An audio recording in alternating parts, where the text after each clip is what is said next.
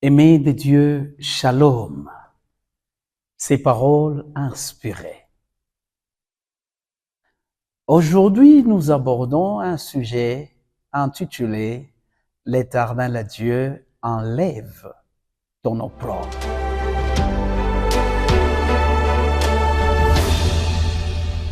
Oui, l'Éternel Dieu enlève ta honte.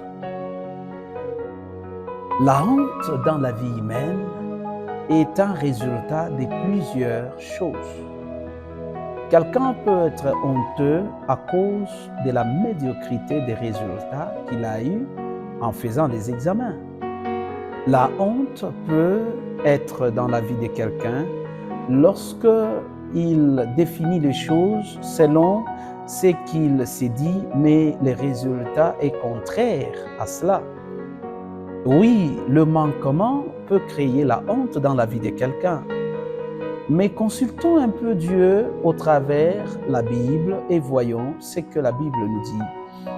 Je suis dans le livre de Genèse, chapitre 30, que nous dit la Bible. Ensuite, Dieu se souvint de Rachel, il l'exauça, il la rendit féconde. Elle devint enceinte et enfanta un fils. Et elle dit, Dieu a enlevé mon opprobre. Parole du Seigneur. L'Éternel Dieu, c'est un Dieu fidèle. Comme vous le savez, nous avons dans la Bible 3 cas de femmes qui semblaient vivre la même situation. Il y a Anne, face à Pénina. Il y a ici le cas de Rachel, face à Léa, et nous avons aussi le cas de Marie, la mère de Jésus. Mais là, nous parlons de Rachel face à sa sœur aînée Léa. Qu'est-ce qui s'est passé? Alors qu'ils étaient tous en couple, ce n'est que Léa qui donnait des enfants. Et Rachel vivait l'opprobre. Rachel pleurait chaque fois. Mais la Bible nous dit, le Seigneur, l'Éternel Dieu, va rendre féconde Rachel pour qu'elle ait un enfant, un fils, pas comme tout le monde, un grand monsieur qui va même prendre sous ses épaules la charge de son peuple. Et c'est Joseph qui est né. Souvent, selon la révélation biblique, les grandes choses viennent en prenant beaucoup de temps. Nous voyons comment Ruben est né, Judas est né, et Dan, tous ces gens-là sont nés. Mais Joseph, sa venue est venue avec des grandes choses, des miracles. Un enfant vraiment différent des autres.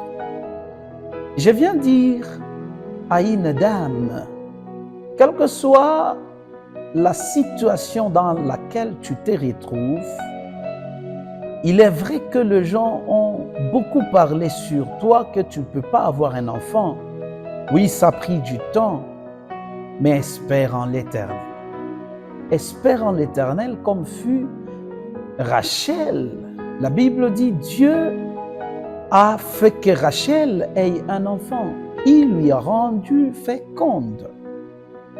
Ton Dieu a la capacité de toucher ton ventre. Ton Dieu a la capacité de changer tout ce qui est en toi là. Ton Dieu a la capacité de te rendre féconde pour que tu aies un enfant. Il y a des gens dans les mariages qui ont réalisé 12 ans. Et après quoi, le Seigneur s'est souvenu d'eux. Ils sont restés fermes et fidèles à leurs femmes. Il y a des hommes qui courent derrière d'autres femmes parce que la première n'a pas donné des enfants. Non, non et non. Saint Dieu Tout-Puissant, il est le créateur de toutes choses. Les cieux et la terre ont été créés par lui. Les ciels et toute son armée est sous son contrôle. La terre et tout ce qui renferme est sous sa volonté. Alors, comment est-ce qu'on peut manquer de confiance en ces grands dieux-là? Il y a même d'autres, parce que leurs femmes n'ont que donné des filles, ils vont aller chercher des garçons ailleurs. Non, agenouille-toi, prie le Seigneur, il te donnera un garçon, parce que Dieu n'est pas un homme pour mentir, ni un fils de l'homme pour se repentir. Ce qu'il a fait aux autres avec beaucoup d'amour, il le fera à cette génération. Restons toujours branchés, connectés à Jésus, comme lui-même le dit en Jean 15, que nous devons demeurer en Jésus pour que notre salut vienne. Oui, l'Éternel Dieu veut enlever l'opprobre qui a beaucoup perduré sur ta vie. Beaucoup de gens t'ont vu que tu n'es pas fécond, tu ne produis rien de plus grand. Et quand tu arrives dans la famille, on s'est dit, oui, le quémandeur, celui qui doit toujours demander est venu. Oui, celui qui ne peut rien donner au deuil. Alors que nous avons deuil, il est là juste en train de se mettre comme tout le monde, comme les visiteurs, il ne fera rien. Mais ça vient de l'Orient et de l'Occident. Le Seigneur va faire changer les choses. Reste au pied de Jésus. Reste au pied de Jésus. Et je redis encore, reste au pied de Jésus. Et tu verras sa puissance. Tu es féconde, quel que soit ce que les autres disent de toi. Mais laisse-moi te dire, au travers la parole de Jésus, tu es féconde. Et en toi, il y a un fils qui va naître. Gloire à Jésus pour l'accomplissement de sa volonté sur ta vie. Pouvons-nous prier, aimer de Dieu? Ah oui, Seigneur, c'est toi qui donnes la fécondité.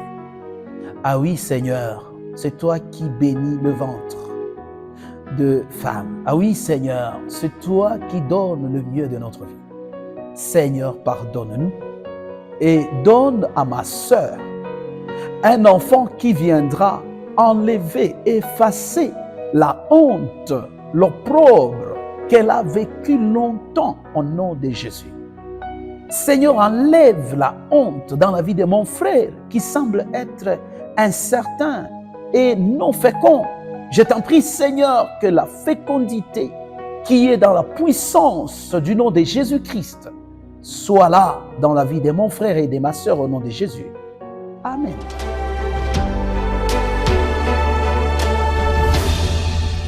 Aimés de Dieu, avez-vous aimé l'enseignement? Veuillez liker la vidéo, partagez-la aux autres et surtout, abonnez-vous à notre chaîne YouTube Advent Media. Merci.